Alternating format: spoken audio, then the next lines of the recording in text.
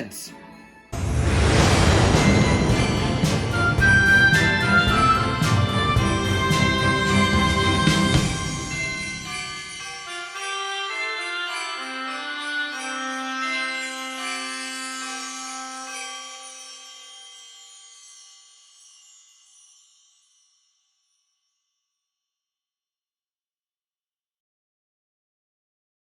Please, sir. I want some more.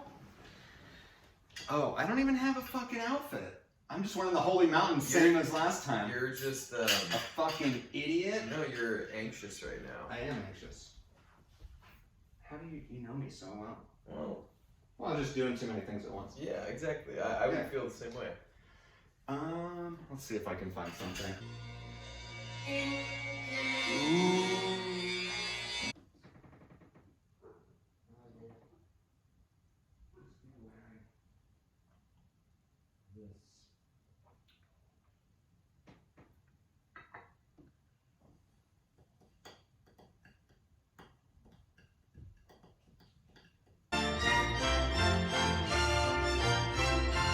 Here we come a-caroling among the leaves so green. Here we come a-wandering. Clear the road. Out of the way. Let me through. Here we come a-caroling. Kyle! I've always thought of Christmas time when it comes round as a good time, a kindly, forgiving, charitable time. A time when men and women seem by one consent to open their shut-up hearts freely to their fellow creatures. Here we come a-wassailing among the leaves so green. Here we come a-wandering so fair to be seen. Love and joy come to you, and to you a-wassail too. And God bless you and send you a happy new year. And God send you a happy new year. That's enough. Yeah. I didn't know the rhythm. You've been following it, though. Thank you. Yeah. Thank you so much. Oh, he's the opposite of a humbug. He's Santa. You're gosh darn right. Yeah. Welcome to Christmas Movies with Friends. I'm your host, Cane Greene, and this is day 6 of 12 Christmas movies. 12 friends. 12 drink and food pairings. You can't even see all the crazy shit here. And there is crazy shit. But first, the craziest shit in the room. My friend, Kyle Dickinson. Welcome. My writer, buddy. I've never been referred to as the craziest shit in the room, and I like that. Yeah. I knew you would. Thank you. I'm so happy to be here. Christmas, favorite holiday. I don't know, Christmas. I just love it. Christmas, favorite holiday. It's like it's your AA meeting is like. I thought you were doing Trump, to be honest. Really? Yeah. Oh, no. Christmas, favorite holiday. You know, like. Yeah, I guess there was kind of that there, too. Well, this is a good start. It's a good start. Always a good start. Always a good Yeah. Yes. We're always in the middle, you know? We're media res, baby. Yeah, man. Just coming right back into the old slaughterhouse. Friendship. That's what the word I want. I meant Polterhouse. It must be there in time for Christmas dinner. It will be, sir. Good fellow. Here's a little something for your trouble. Oh, thank you, sir. Not at all often. Thank you, sir. Merry Christmas. Poltergeist. Polterers. Because, Kyle, what movie did we watch? We watched the classic 1984 BBC version of A Christmas Carol.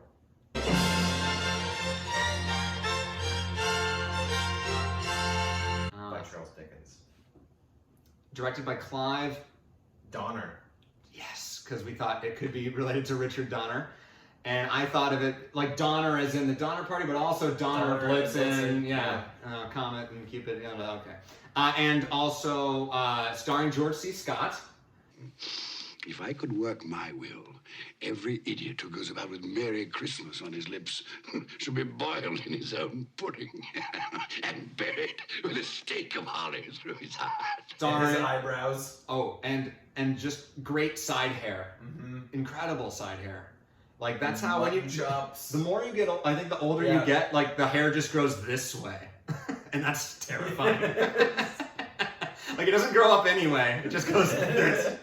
And I think there's also Joanne Whaley shows up as his sister, future Mrs. Wife of Val Kilmer. That's what you said? and mother of their children.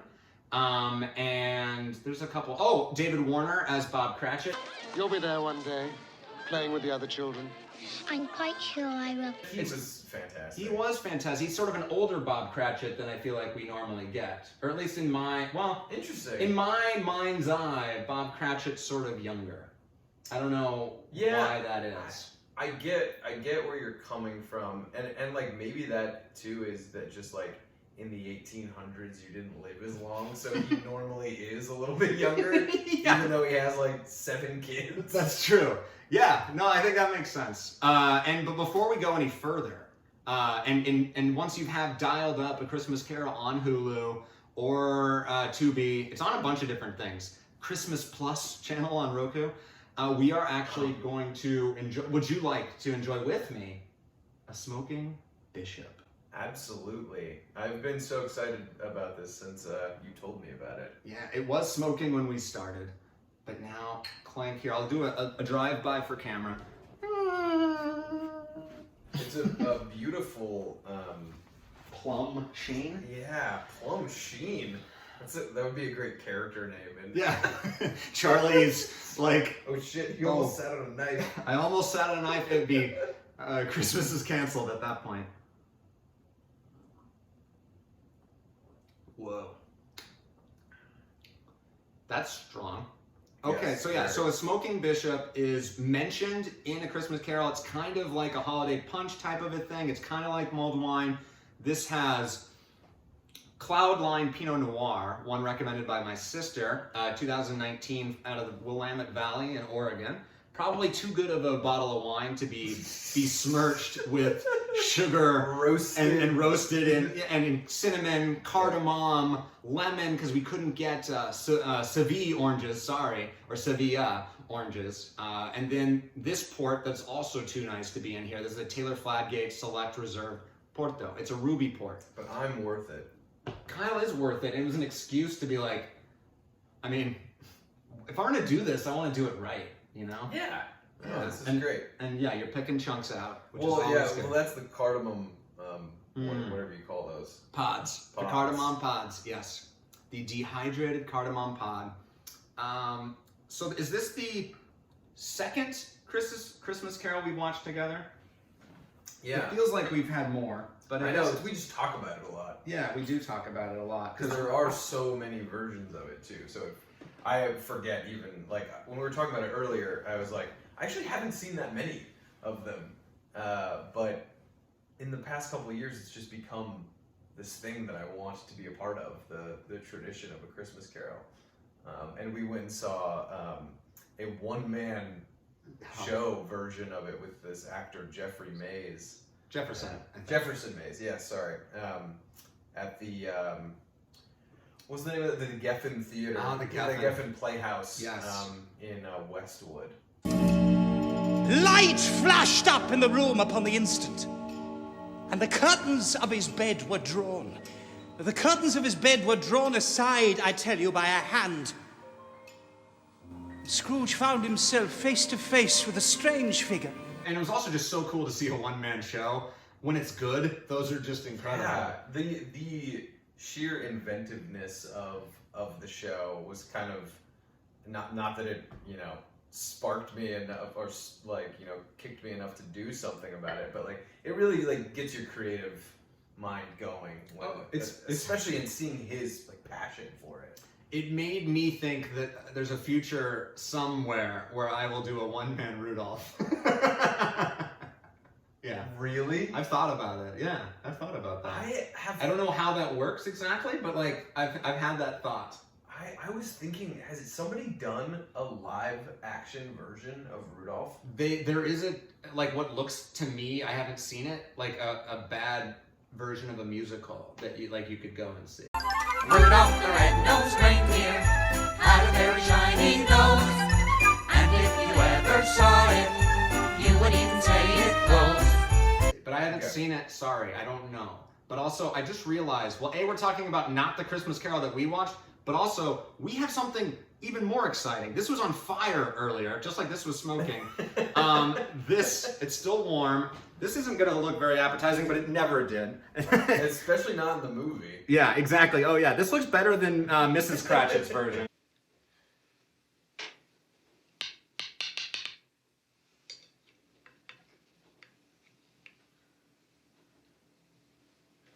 This is a figgy pudding, a Christmas pudding, because it's Christmas time. And I got this from Rose Tree Cottage, as you will know from, recognize the name from the Love Actually episode.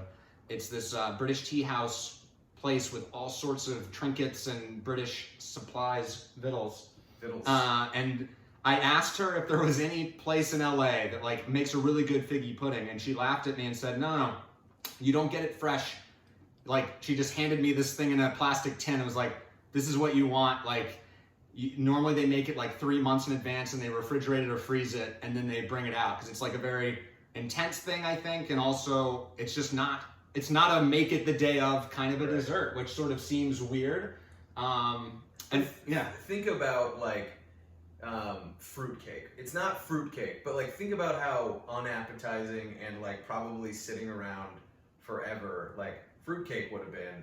And I think about, yeah, that makes sense in the 1800s or whenever these traditions started. That's true. Yeah, because it needs to be able to last a while, right? Yes, we don't have all these different things that can... But also, it's funny that you mentioned fruitcake, because I disparaged it in our Hanukkah episode, our Hanukkah special, but I mentioned it to her, because she had fruitcake and she was talking about it. I was like, I've never liked fruitcake. And then she's like, 1 second. And she like goes off and serves the fruitcake that they have. Yeah. And it was fucking great. I bet you get it the way you're supposed to get it. Yeah, like, because I think in my head it's always dry, or like it feels like it's not biscotti at all, but it just sort of isn't what I ever want as a dessert. Was this like a moist one? This was moist, and I think it's gonna be kind of similar to this. I think so too. Yeah, I don't know how we're gonna do this, but I was just sort of gonna chop it. Yeah. It's too big for, I think, us each having a half, or do you want to just do? Just give me a quarter for now. Yeah, that seems okay. Ooh. Oh yeah, it does look like kind of like a fruitcake in the middle there. I will move the rest to camera. It's gonna look just like a dead animal. Yeah. The people deserve a cross section. Yeah, exactly. The people. This is Coles. Oh god. What's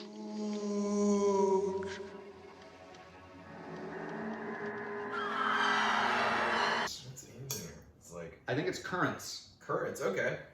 And it was tradition to like have a 6pence in it, and it was very good luck to have the 6pence piece. But we didn't put it in there.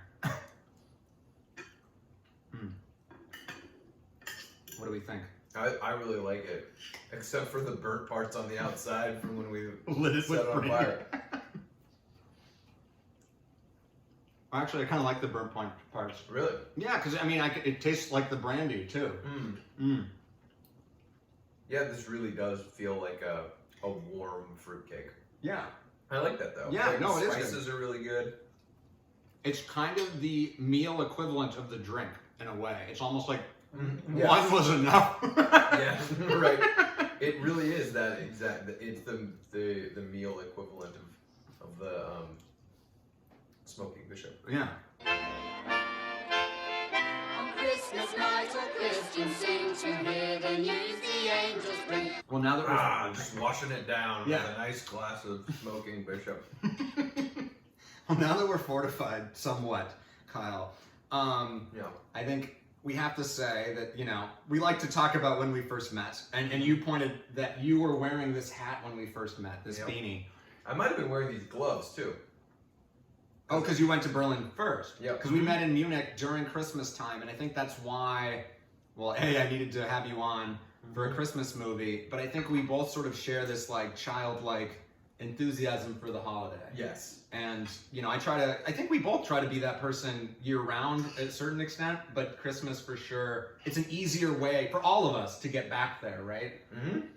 Yeah, and I don't know, it's, living in LA, it's definitely can be a challenge to get in the Christmas spirit, so I, like, take it upon myself to really spur that on in my house and with my wife and with our new child who. Congratulations. Thank you. Yeah. Cora doesn't really know what's going on, but she does like batting at the ornaments like underneath the tree, which is fun. She's like Blondie.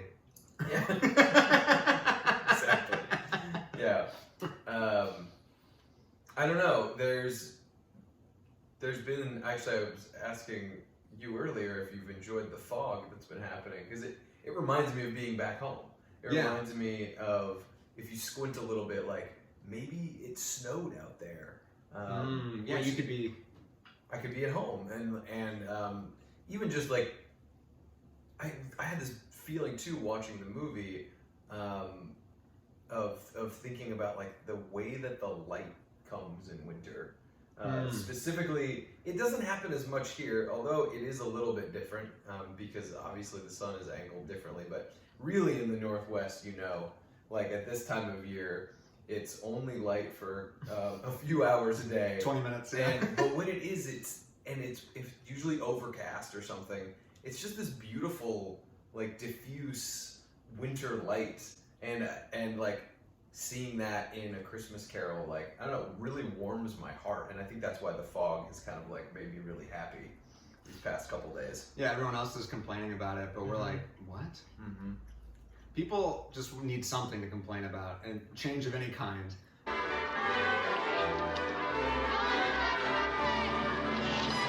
This version of A Christmas Carol really had some really nice atmosphere going for it, I thought, and like you were pointing it out, it really did feel like we were in old London, and like they did a really good job, I thought. Just with, I don't know, I was transported. It felt almost like a play in the same way, like it felt like I was just in Geffen with you a little bit, but just watching George C. Scott play. I think he gives off that real, like, even though because Scrooge, it is really a great, like, it could be, even if it wasn't just one guy in the whole thing, like, it feels like a one-man show. It's for Scrooge. The whole, the story is for him. And so, yeah, it does feel like a play in that way, especially with him hamming it up. I was light as a feather. I'm as happy as an angel. I'm as merry as a schoolboy.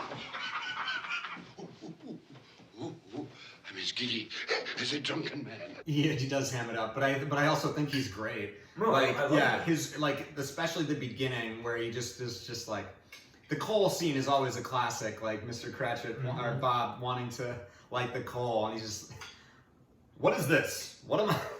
A shirt?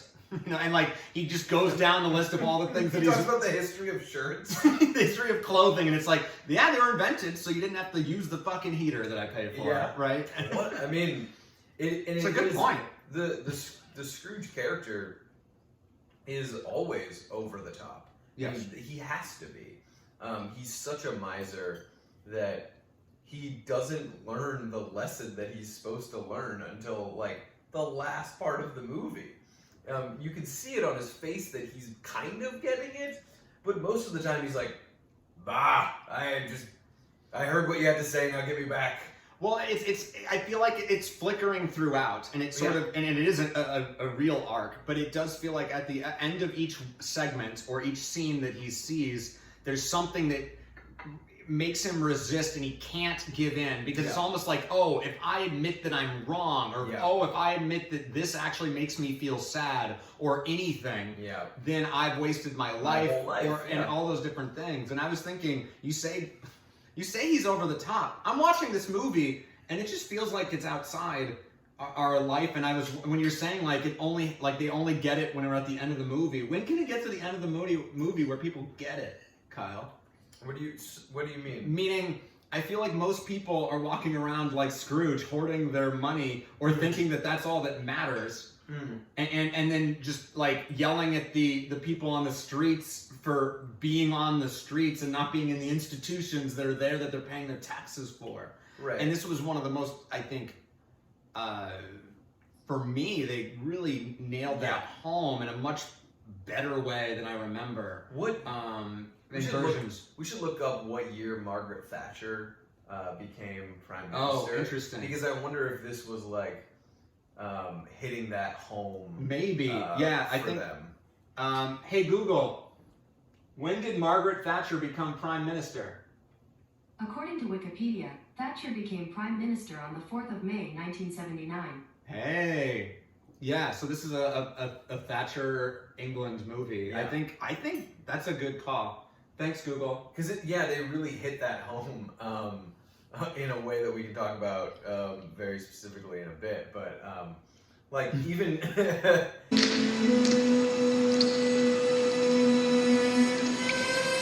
Will you show me this? What has it to do with me? Are they not of the human race? Look here, beneath my robe.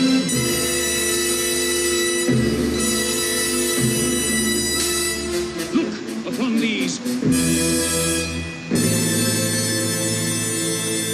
Specifically with I wish I knew their names, the two guys that come up and ask him for charity. Yeah, well, one is Alfred from Batman, Michael Gough, but I don't know their character names. From Batman, the Tim Burton. Yes, one. exactly. Yeah. Yes, up through Batman and Robin, I believe. Mm-hmm. Yeah. This is to you, Michael Gough. I will relay the message. You know, they ask Scrooge for charity, and he tells them to piss off, like that's what his taxes are for. And it very specifically runs through all of the institutions that are supposedly available for people who cannot make it by, and who he's a person who doesn't understand that the system fails people. Right. And I think it's probably, still rings crystal clear now that we need to have charity in our hearts for the people that are so much less fortunate than us than we are, and that just because our taxes pay for the minimum of something that isn't even really doing the right things. It's a whole nother argument about like what that money is actually going to. Right. Yeah. Aren't there prisons? Yeah. Yeah. And like, oh yeah, prisons are helping. But it's also that like you were saying, the system fails people, and I'm like watching it and sort of like it fails Scrooge too. And I think that's sort of what he has to realize also is that sure he has money, but it's like to what end, right? That's what everyone's sort of saying. And he has no one in his life, and maybe he's sort of winning this system or is sort of on top of whatever, but like what does that give him at the end of the day? When he's dead, no one gives a shit. Yep. Yeah. And the money goes to like there's just the beggars on the street stealing his shit, you know, and selling or like whatever. Like I guess it's just people like maybe that were the maids or someone that was just like pawning off his stuff, which to me, I love that scene. I think all the scenes that were, at least to me, unfamiliar and that I feel like they were slightly, well, because they're not always the exact same scenes when the ghosts, they always sort of leave it up for interpretation, I think, unless it's a straight play adaptation. Right. I thought all of those were really good in this one. I liked going and seeing the family. Right. And then seeing, I think, those people sell like his stuff when he was dead. I love that. They do that actually in the Muppet Christmas Carol as well. That scene, because there's some I feel like they even leave it a little less obvious of what is happening. But yeah, that's so great, and it's just the movie is like a commentary on like late stage capitalism, right? I mean, before late stage capitalism happened, and it was like this is the outcome that happens when you only give a shit about money and making money, and those people, I mean, they're forced to get by on that as well. The poorest people who are like taking his stuff and selling it. Right, exactly. Yeah, because they have to do that. That's the system they live in. Right. And yeah, so this like is turning into like a cool communist YouTube video. Communist YouTube. No refuge, no resource. Are there no workhouses? Are there no prisons?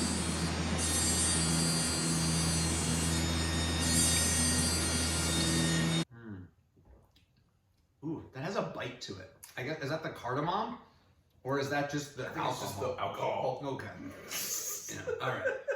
It has a Scrooge-like If it's the bite. cardamom, let's get more, baby. Love that cardamom. Well, so when Dickens wrote this, no, I don't know enough about this. But I was gonna say, but the ghost of like the ghost of Christmas yet to come, or like the future yet to come. Yeah. Was, like what you just said, sort of was like talking about late stage capitalism before it even happened. Mm-hmm. Was that sort of what he was trying to show? I mean, I think there was greed. Obviously, has been around since whatever we came up with money or value or inequality. You know, that's sort of what's baked in. Since human beings existed. Yeah, since someone had pride and was like, "Oh, I'm better than you." Mm-hmm. That means I get this thing. I get a bigger piece of the figgy pudding than you, Kyle. Dude, I mean, why do you think like we love like shiny, bobbly things? Like because like that we're so less evolved than we think we are. Oh, you know? yeah. But I don't know. Hopefully every time I'm on here, I say I come off as knowing how little evolved I am. That's like at least one thing I'm trying to do every time. Yeah. It's not hard to prove. It's this series is actually just your way of denigrating yourself further and further in front of the people. I think so. This is your penance, isn't it? This is my penance. This is what I have to do. I was. Okay, I'll tell the story. All right, it was 12 o'clock Christmas Eve.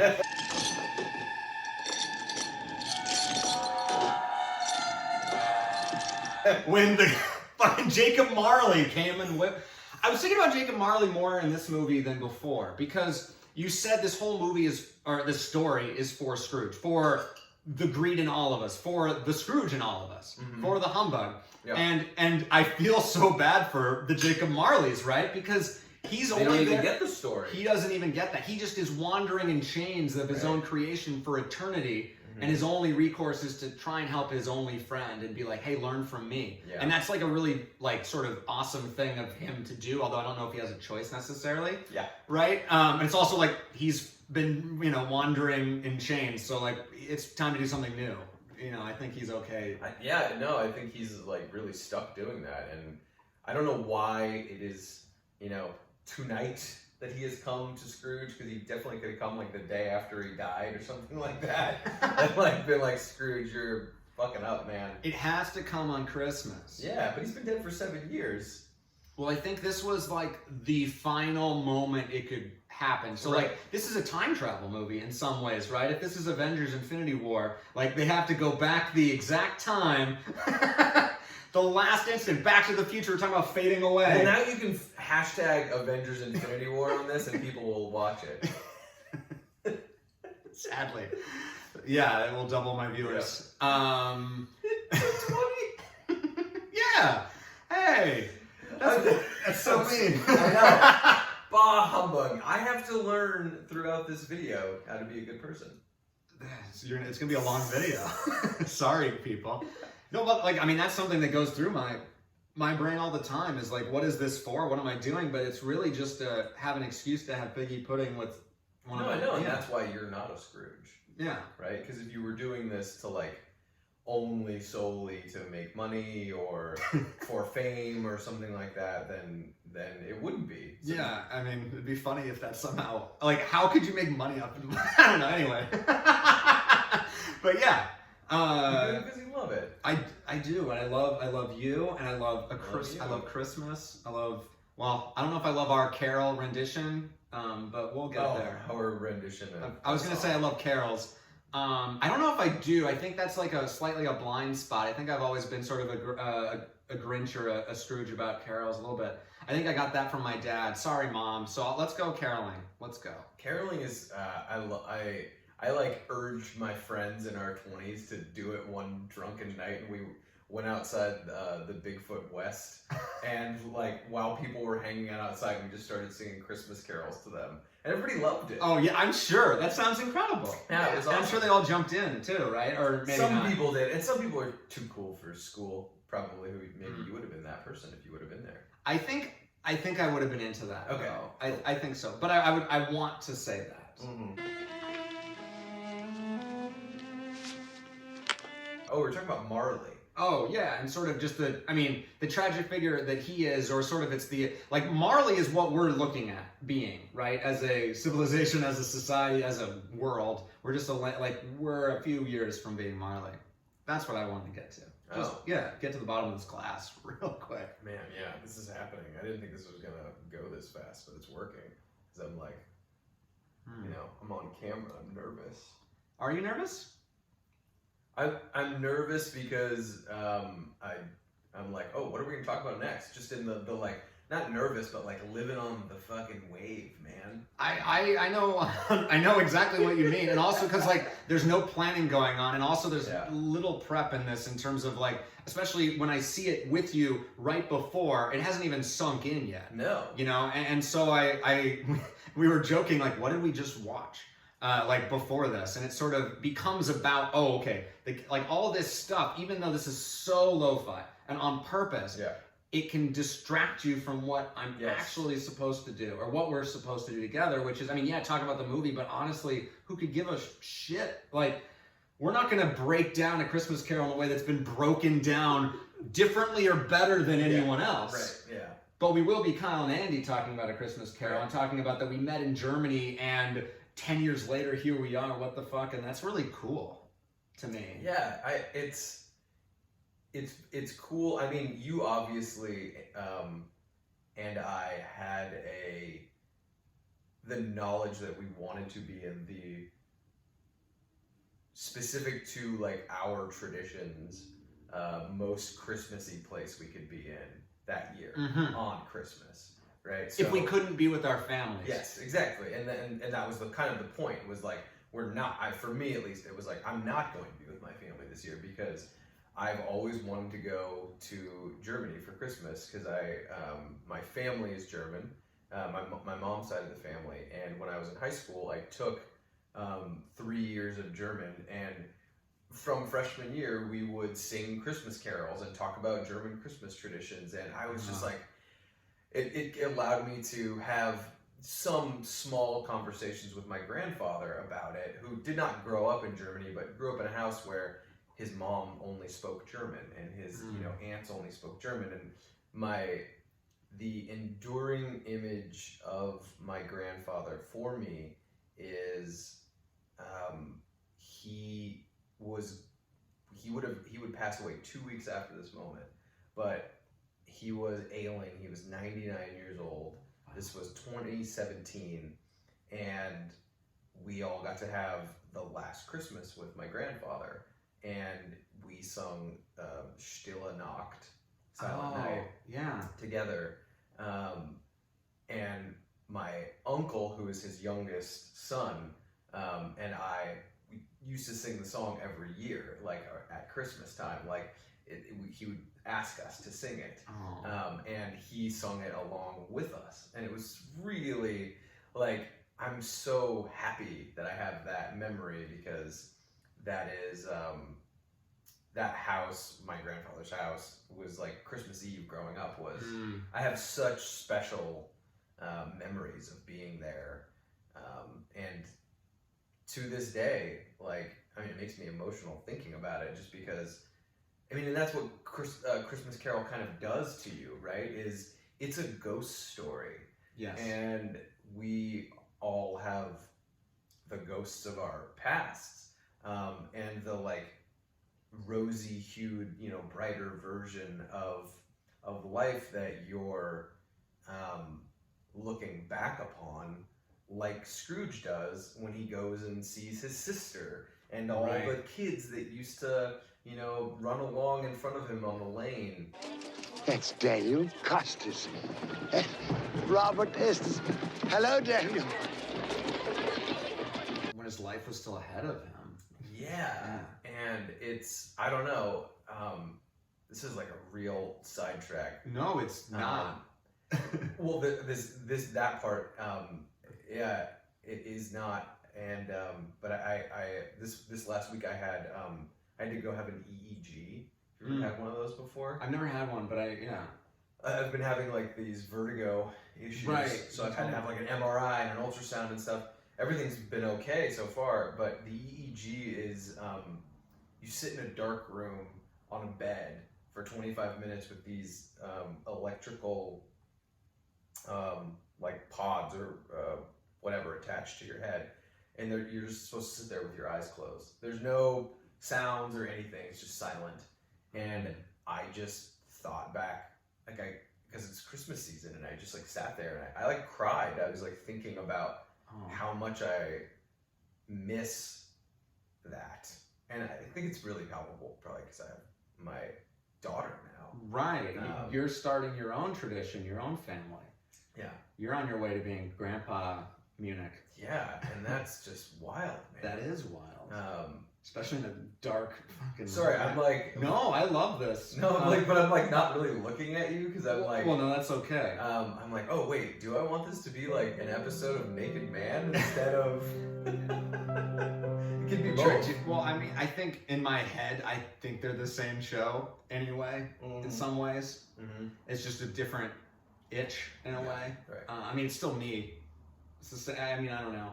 Yeah. But now, like, this one, we're like, I'm sort of like simultaneously like doing this, whereas like if I was really going to talk to you about this, I'd be like this. No, and I was doing the same thing where like, well, for that, because I was just looking at you, because I was like, it feels weird to be looking like this when you're doing that. Yep. So, but I was just letting, like, and you didn't need to look at me. Yeah. I think that worked. But I'm glad that, like, we're both thinking of all that while you're like sharing. And I was thinking also like that makes a lot of sense that you were, so much into carols too, because it is this thing with your grandfather, and you had this tactile experience with it, and that you were the carolers too. And I guess you're more confident a singer than I am, certainly too. Well, and like another big thing for me about the holidays is that when I was in middle school and high school, I was in choir. And like my best friends were all in choir, including Johnny, and we were in the like chamber choir when we were juniors and seniors, and so like that's the smaller choir, and around Christmas time that's all you do. Like from October to December, you're just learning and getting good at your Christmas carols every day. Wow! So that like you can go and sing around the city. Whether you're singing for the school at the school performance, but you're going to like in Portland, there's this place called the Grotto, and it's just this beautiful church, like in this like wooded sanctuary with this like high ceilinged cathedral vibe. It feels like you're in Lord of the Rings or something like that. But that would be something we did every year, and Johnny and I and like these two other friends of ours, we had to go sing at the grocery store, and like so it was like ringing the bell for donations, and we were just doing all of these a cappella Christmas carols, and I just remember that day having so much fun, like in the like shivering cold, like in the part where the doors like come open, and so there would be just a gust of like really chilly air, and we just didn't care, and we just sang for like 4 hours. And wow.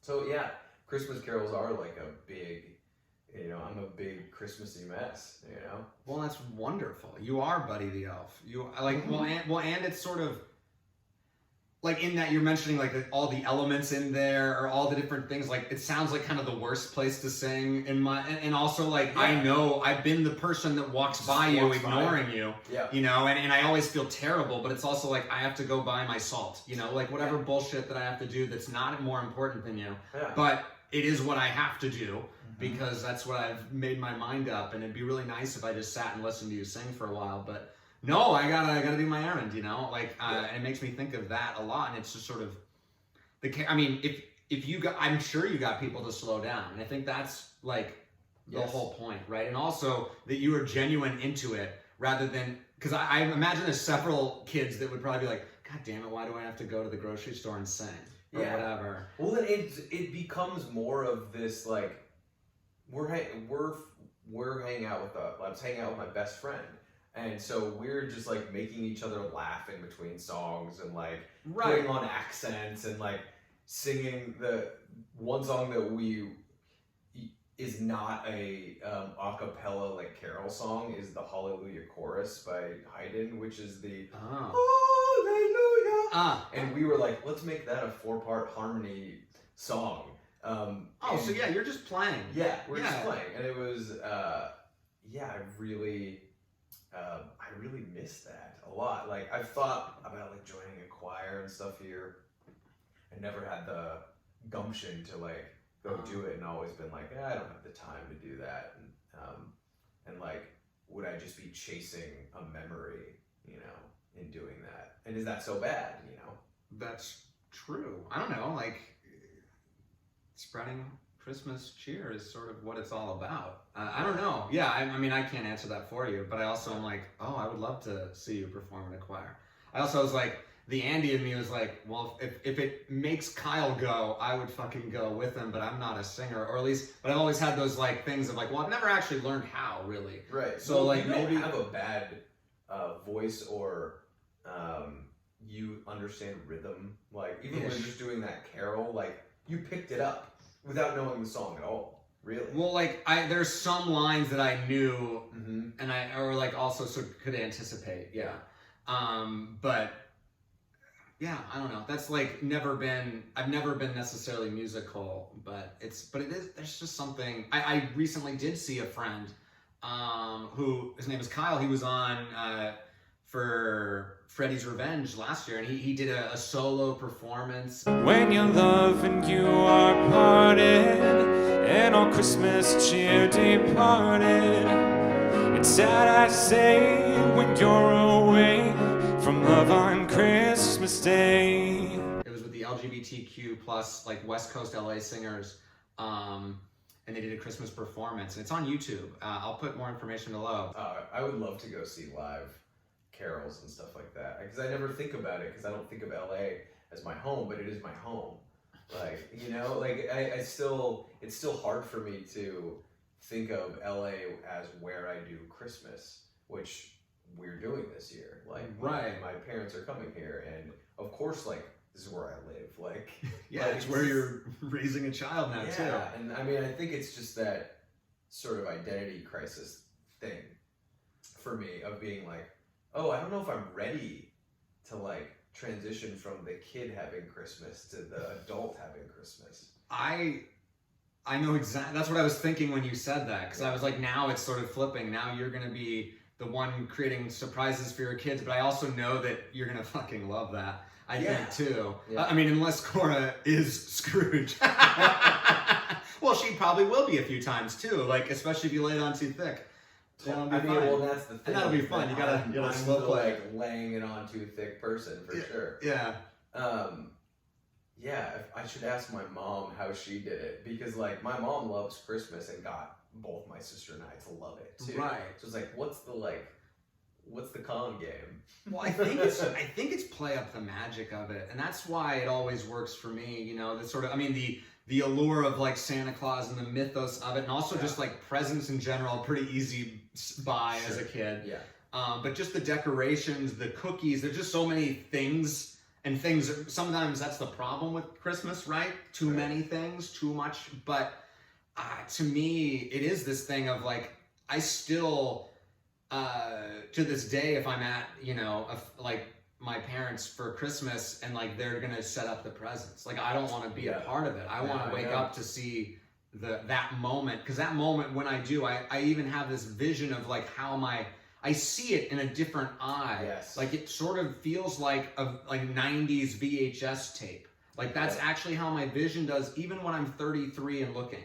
Like it's the way the lights happen, like the Christmas lights on the tree. And it's also like 5 a.m. because I can't like contain myself. I've gotten up, and I've also just like woken up my sister, she's woken up me. That's like one of the special things. Like it's just the two of us, like for a little bit, and then we jump on our parents' bed and wake them up. Although they're probably already, well, I think actually they were just like asleep because they're exhausted, right? And then they're just like, oh fuck, like we're not ready for this. But at like 6 a.m, we're just ready at that point. I think just having had, because I have that exact, like, I feel like I'm like listening to you and the magic is like happening for me, because I was just about to say that. It's like my sister and I have the same thing, and I had a like really emotional experience like a couple of years ago where my sister, as you do, you get older, and like whether or not you get married or you go and do your own thing, my sister was married, and I would still come home for Christmas, and then I would just be in my room alone, and my sister would be at her house, and I would wake up Christmas morning and be like, and she would end up coming over at like 11 a.m. or 12 p.m. or something. Oh God, that's not the same. It wasn't the same. And then my sister got divorced, and that's a whole long story. Different episode. When she came back that year, we woke up early and like, and we started this new tradition of like making my parents breakfast before they woke up. And I'm like, I'm now, even though that's only a couple of years old, we're not going to do that because we're going to be at my house. But my sister's here this year, so it's like I'm trying to like figure out how to be both sad and also like excited and happy at the same time, to experience both like the grief for me that is associated with Christmas, and also like how to enjoy it and be there with my family, because I do think there is like, and maybe it's just me, but I don't think it's true, that there's an inherent sadness to Christmas, because anything that has a tradition to it, if you do it year after year, you notice change. You notice things that are gone, whether it's people or the job you had that you really liked, or the relationship you were in that's no more, or the sweater you wore every year that now doesn't fit. Exactly. Whatever it is. Yeah. Yeah.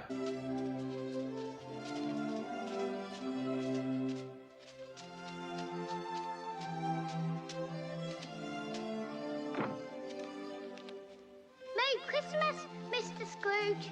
And it's also expectations, right? Like every year there are these expectations that we have on Christmas, because we've been fortunate and privileged to have so many great ones and great memories associated with this time. It's why we're so excited every year. Yeah. But that can sometimes make it, well, it puts pressure on it for sure, pressure on ourselves, pressure on the family, pressure on whatever.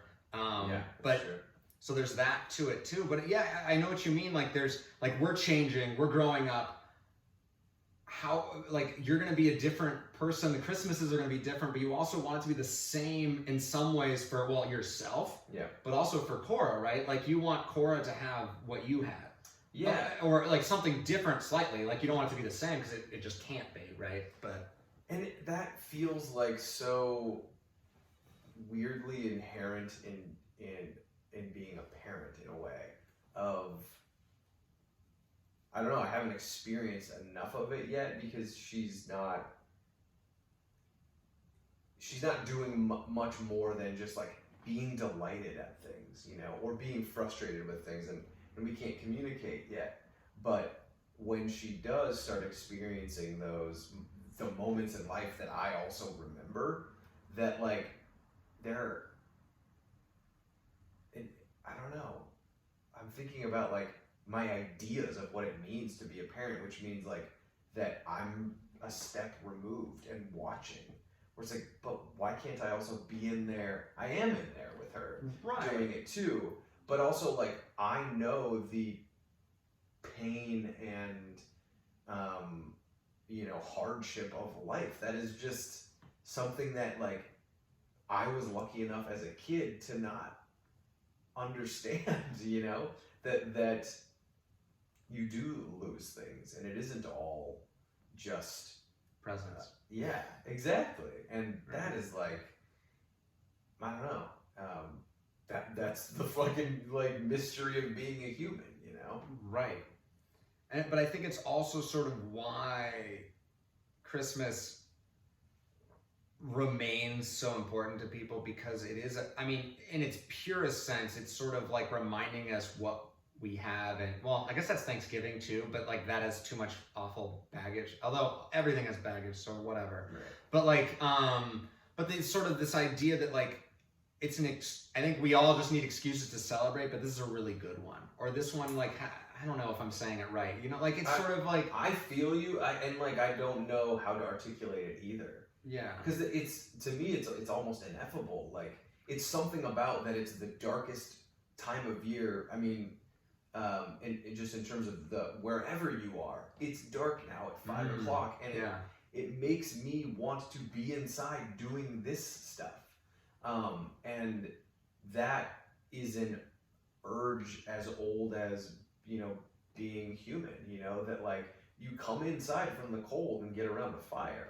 And if we have some bounty of figgy pudding at that time, or whatever, you know, meats and feasts that we have, I mean, that's a celebration of like, we're alive, you know? Yeah, like, we've survived another fucking year. We survived a year, and like we're surviving this time, which in the times before lights and heat and stuff was like, holy shit, like, well, how are we doing this? How were we doing this?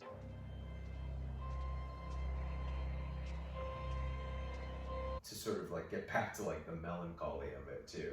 Did we leave the melancholy? No.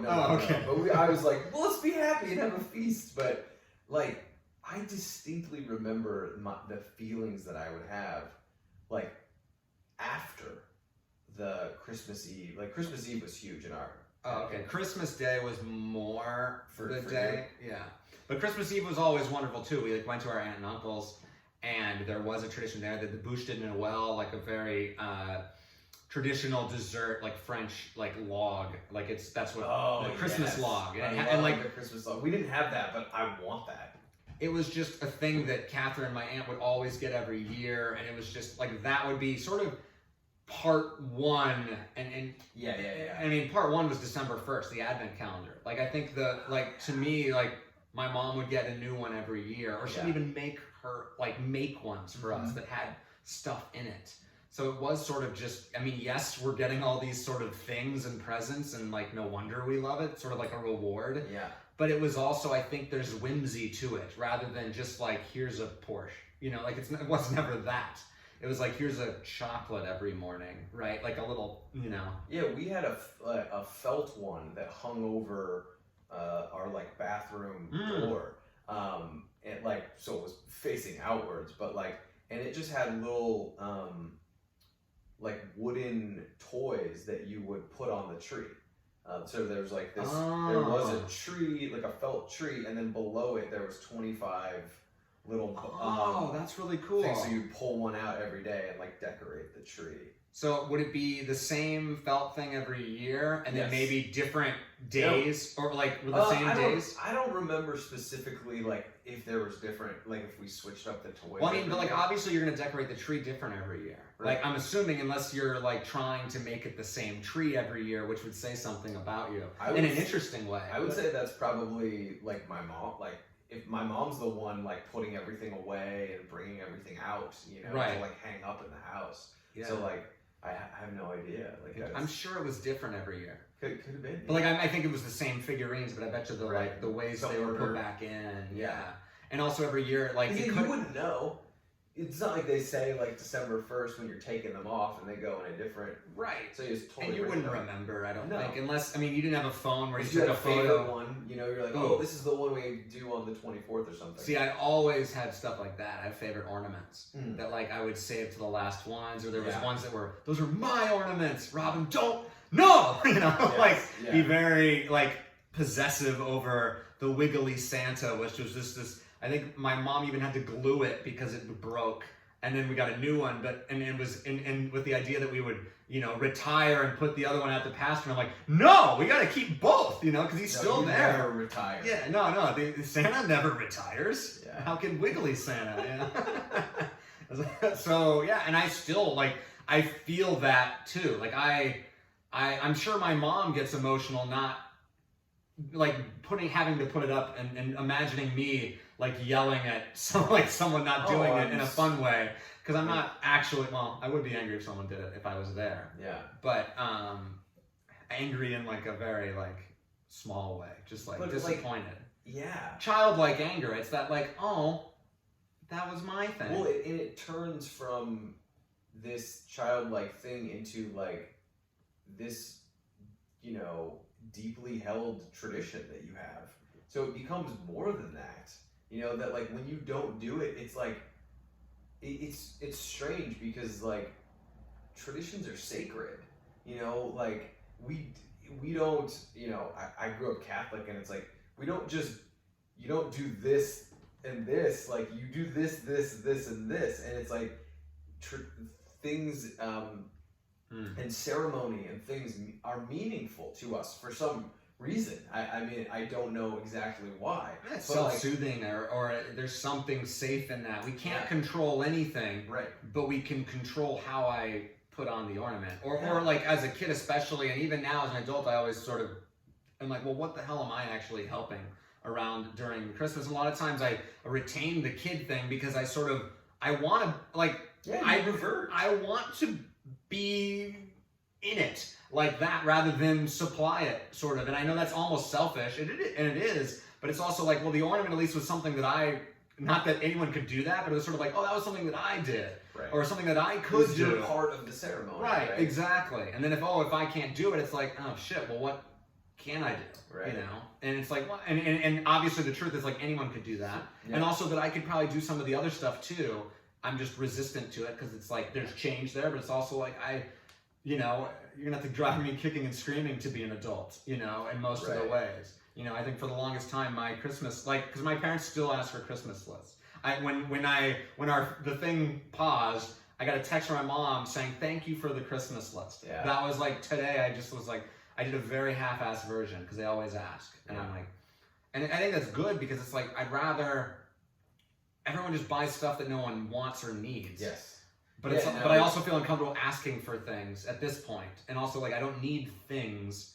All the things that I need are far more expensive than like. Right. Yeah. I feel the same way. Yeah. And my mom is the same way, and she doesn't text me what I want anymore because I've kind of like been like, please, like we can't do this anymore. Like just you guys coming for Christmas or whenever you came for is like that is amazing. And like this year we're going to see A Christmas Carol. And my mom, you know, paid for. She was like, "Can I do that?" And I was like, "Yeah, you can. I will let you pay for those tickets to see." Oh man, I wish I was here. She could have paid for my ticket. She could have. She would have. She would have insisted. She was like, "No, of course Andy's coming." I would have loved to. Aw, I know. Dang it. Take hold of my robe, Ebenezer Scrooge.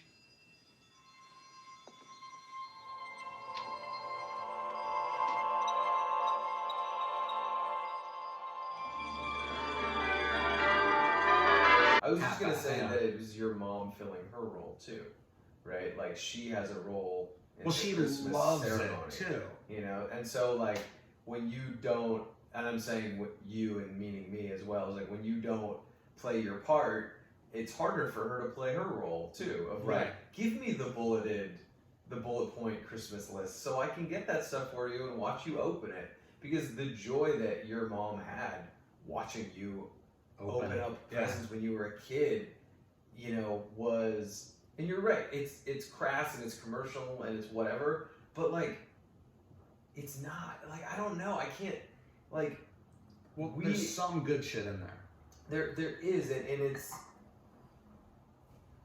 human beings will give each other gifts regardless of whether they are you know, the Tickle Me Elmo or like this thing I crafted you, you know, that is incredibly meaningful. And so, and when you're a kid, you don't want to like handcrafted like toy. You want the thing that like everybody else has. And that's not your fault. And it's also not your mom's fault for getting it for you and being like, my kid is really happy right now and is like looking at me like and giving me a thanks and a gratitude that like they don't even understand that they're giving me, you know? Right. Like that's really sweet, you know? Or at least I need to believe that's really sweet, you know?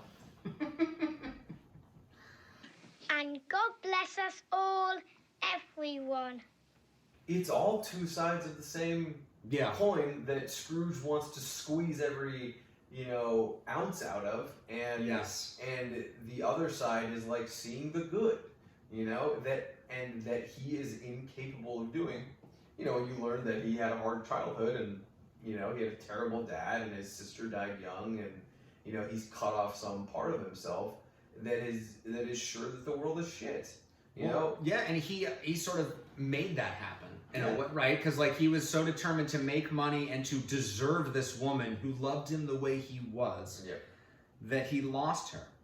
And that feels so relatable and accurate. Even though you watch Scrooge, and like you mentioned, he's sort of like George C. Scott, especially hamming it up, but he is a sort of caricature, almost cartoon character. And obviously this is conducive to cartoons because it's been adapted that way multiple times. Right. So it works on that level, but it is so, you do fall down that rabbit hole figuring out what is actually important. And it is I don't remember her name in the Belle. Yeah. And that he just lost himself along the way, but there were all the different things. He became his father, the person he hated most, and he also, he lost his sister, the one who was sort of his North Star of who he wanted to be, and also the one that loved him when no one else did. Yeah. And then he, losing the only other person that's ever cared about him, or ever known who the fuck he was, beyond just Ebenezer Scrooge. And he sees it as the world doing that to him. Sorry. No, I can't tell if I'm making you emotional or if you're just drunk. Or both. It's not. I'll tell you after you're Oh, okay. Yeah. It's just everything that you're saying is it resonates. Yeah. And I think that's why the story works so well. Yes. It was. What was I gonna say?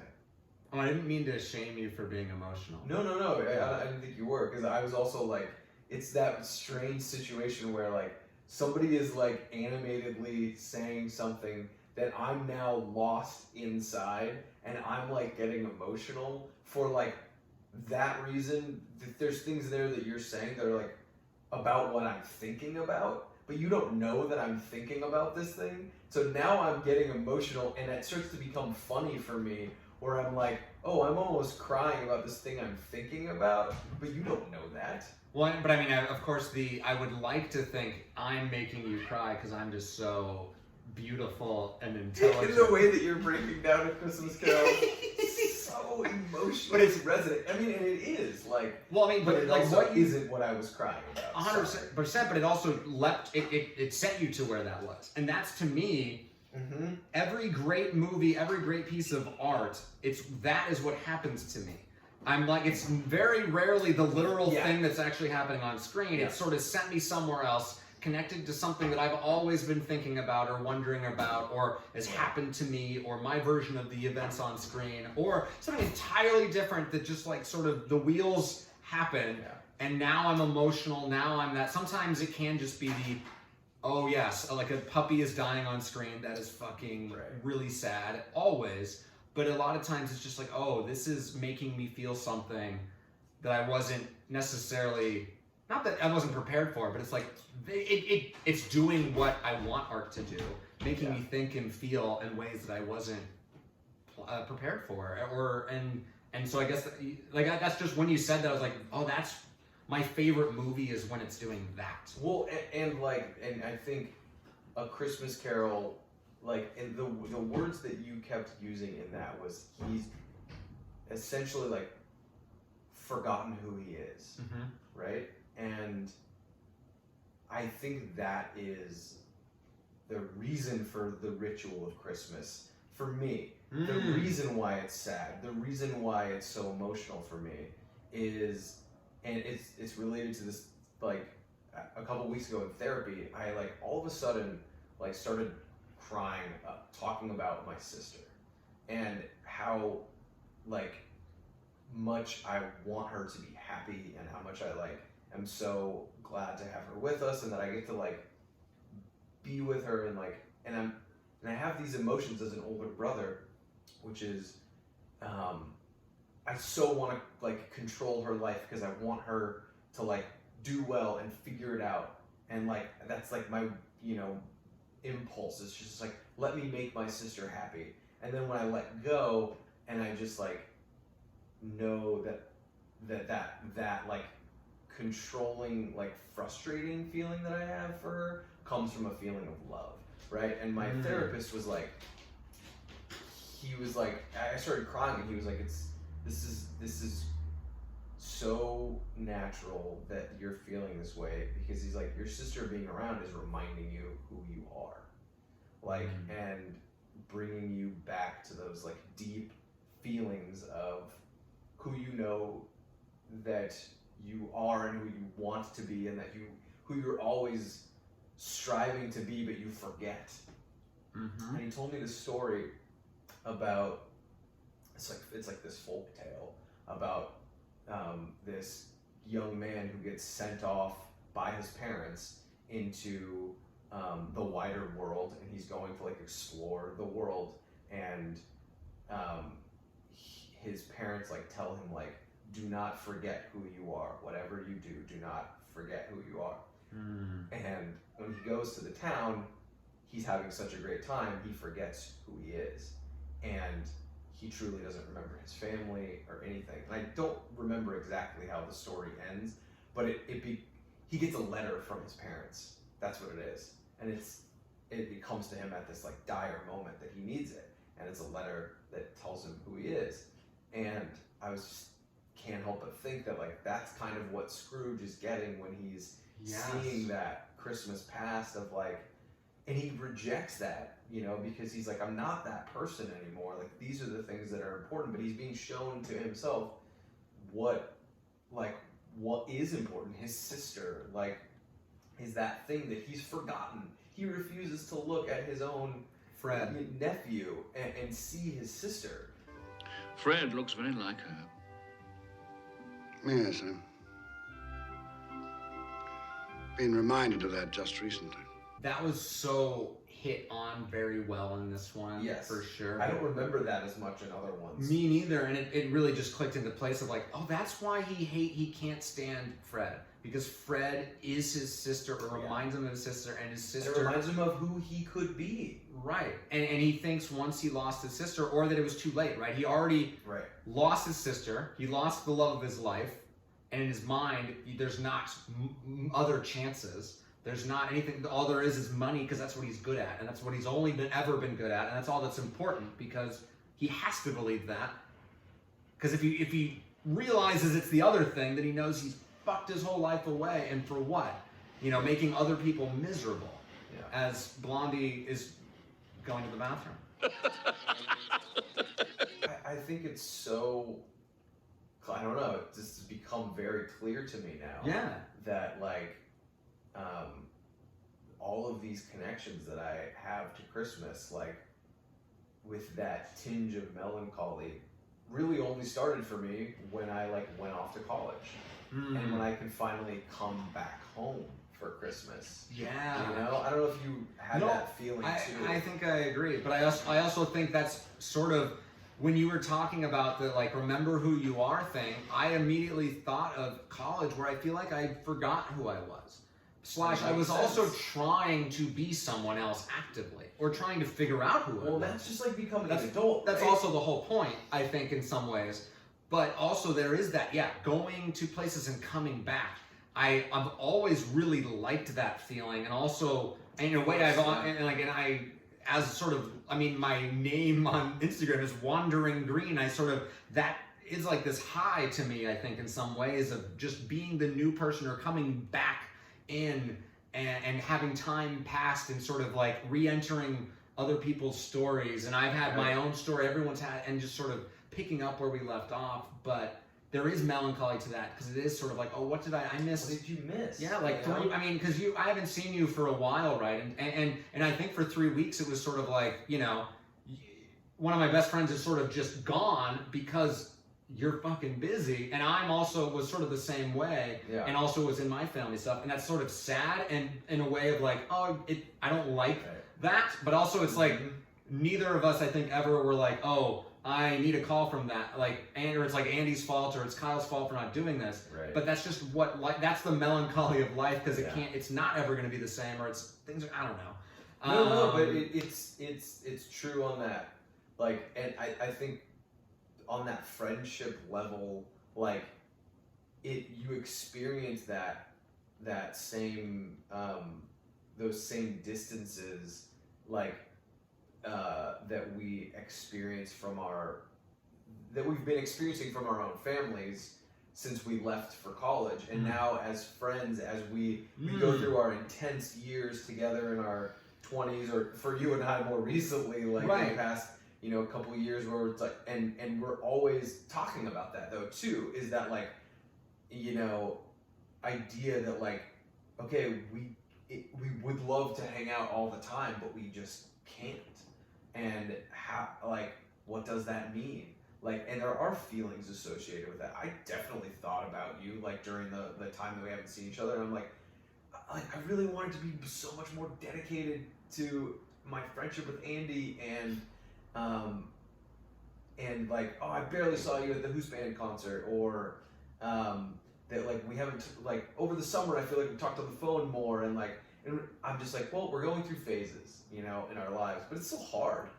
Well, I think it's also that same way of it's kind of nice to want to see someone too, and it's okay, like, oh, I haven't seen Kyle in a while, but it just makes it that much more fun when you do it. It's kind of like a holiday in its own right?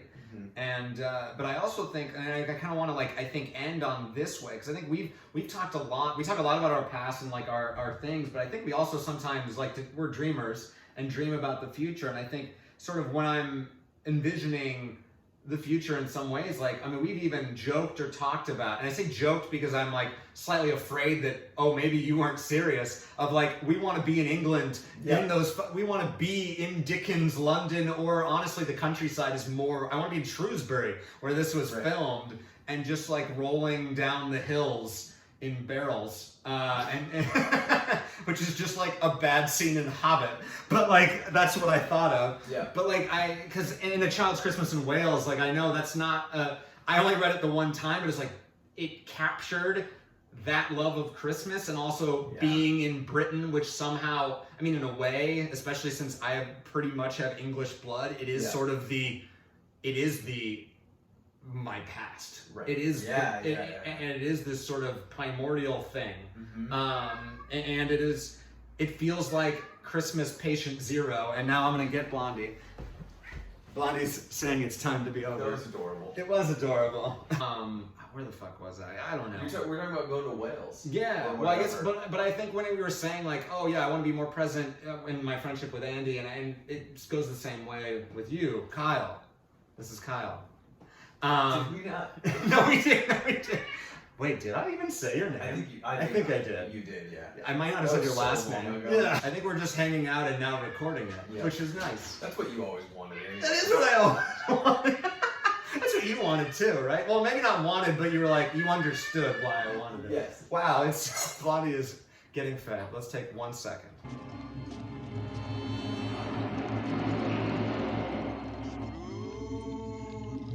I think these Christmas family times, especially when I am at that phase too, I think there may be room for hopefully families to coalesce. And I mean, you even mentioned like if I could have gone, or we could have gone to the Christmas Carol with your family. It just didn't work out this year because we're in Chicago. But like that, I feel like that speaks to also I've always just been sort of compartmentalized with friends and with all the places I've lived and gone to school and traveled with. But I sort of like want to have a community. I want to have more Friendsgivings, or more like just opening up the what it means to be a family, or what holidays are, and include more people. Because the more the merrier is a very cliche thing, but it's also sort of I want to be there in the choir with you. Like I want to see that. Right. Like I want to go to Lord of the Rings choir in Portland, or whatever it is, or like have a Christmas tradition with you, whatever that is. And maybe it's watching A Christmas Carol and recording it for 12 people. Dude, you know what I think it is? I think it's going to the Tam O'Shanter. Ooh, okay. Have you been there? I think I have, but never at Christmas. They have Christmas carolers in Tam O'Shanter that come to your table. I don't know if they do like COVID times, but like I went in 2018 and my socks were knocked right off. I loved it. Like, you get a pint of Guinness, you get a nice, like, prime rib, and the Christmas... Being inside the Tam O'Shanter is this beautiful, like, you know, Walt Disney version of, like, an old English pub. I will say I'm skeptical of the Walt Disney version of things, but... It works out, though. Given that we, you know... There's a fireplace in there. No, I think it'll be great. And also, given that we met at our Christmas day together was at Neuschwanstein Castle, the inspiration for Disneyland's castle. It'll be perfect. It will be perfect. We'll do it, and maybe we'll even be recording at Tam O'Shanter next year. We'll find out. No, that'll be for us. Yeah. But thank you if you're still watching this. I think this is gonna be. I can't imagine. This is gonna be. No, my parents definitely did. Hi, Mom. And Hi, your parents. Mom. Yeah, I think your parents might watch this too. You've made us both very happy, Uncle Ebenezer. Have I? Yes. God forgive me for the time I wasted. Kyle. Yes. Thank you. You're welcome. Thank you. I love you, and Merry Christmas. Merry Christmas to you, and you, and you, and oh yeah. God bless us, everyone. And God bless us, everyone. This is for charity, but this is I can't do it anymore. It's perfect for Scrooge. It is, I know, but we've gone on so long, and you just did the end of it. So I'm like, what am I going to now talk about? Please. But yeah, this movie is so, like, exactly what, you know, the only reason I allow myself to do this is, like, to have the charitable element. I'm not necessarily doing it properly or making it all about that because I feel uncomfortable asking for money or doing anything with money. But really, that is, I think, at the heart of what Christmas is all about. It's certainly at the heart of A Christmas Carol, this version, which really recommend. So if you can, there's more information below for the LA Mission, which is doing exactly what the government or what our taxes should be doing, or what, you know, helping people that need it in LA and obviously beyond. So more information below. And tomorrow is not accurate. Whenever the next episode comes, it will be Rare Exports, A Christmas Tale, a Finnish Christmas horror film, streaming God knows where, probably Tubi. It's always Tubi. Tubi, you're in my heart, just like with Kyle. See you at the next turn of the snowflake. Merry Christmas. Merry Christmas.